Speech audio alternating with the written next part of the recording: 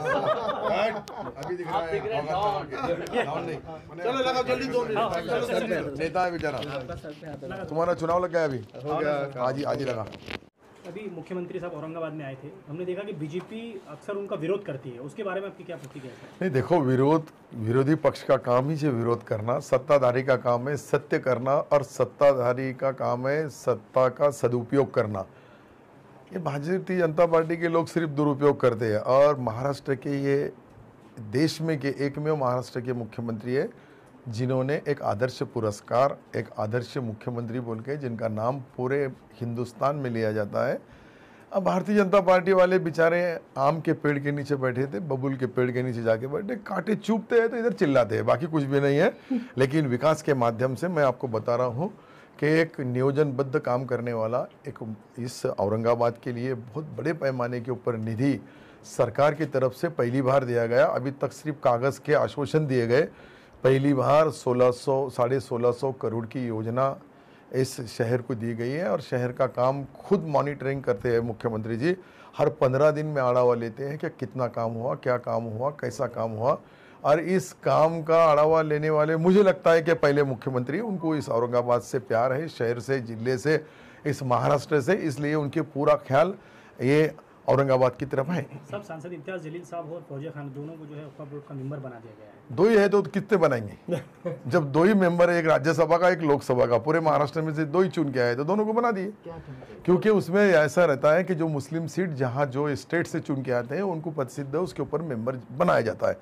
वो कोई गलत बात नहीं है, संसद का नियम है वो। राज्यसभा में और लोकसभा में वो चाहे सत्ताधारी हो या विरोधी हो, जो उसके है। और ये मुस्लिम होने की वजह से वक्फ बोर्ड ये मुसलमानों का एक अच्छा इदारा है, लोगों के शैक्षणिक विभाग से उनके प्रगति, उनके विकास, उनके लिए सरकार की योजनाएं ला के देना, केंद्र सरकार के तरफ से उसका पाठ पुरावा करना। इसलिए केंद्र सरकार उनके राज्यसभा के पहले तारिक अनवर साहब जो पहले इसके मेंबर थे, वो राज्यसभा से महाराष्ट्र में सांसद थे। उसके बाद में हुसैन दलवाई साहब थे, वो भी उसके मेंबर थे।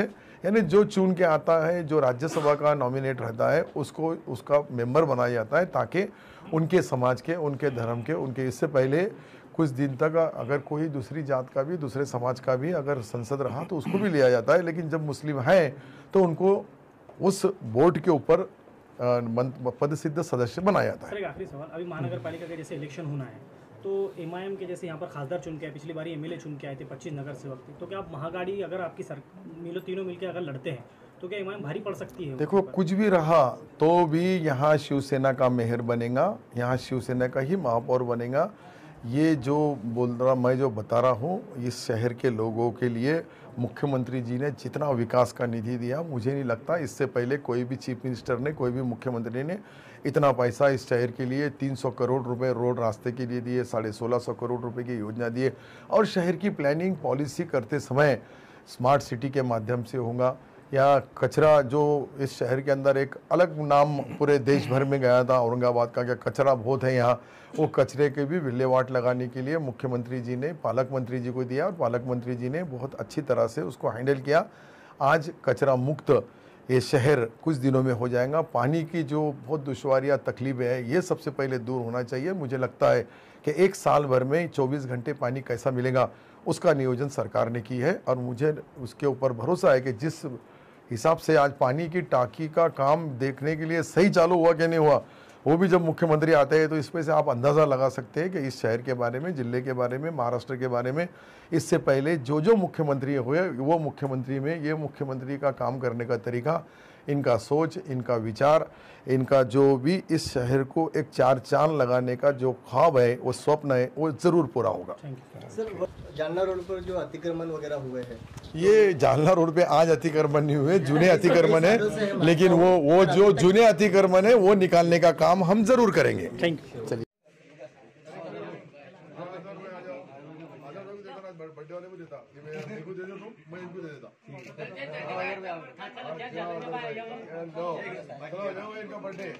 बर्थडे और जन्मदिन की बहुत बहुत शुभेच्छा शुभकामनाएं आपको। चलिए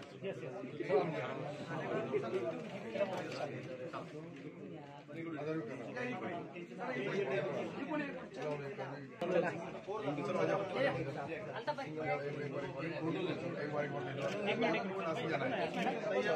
बार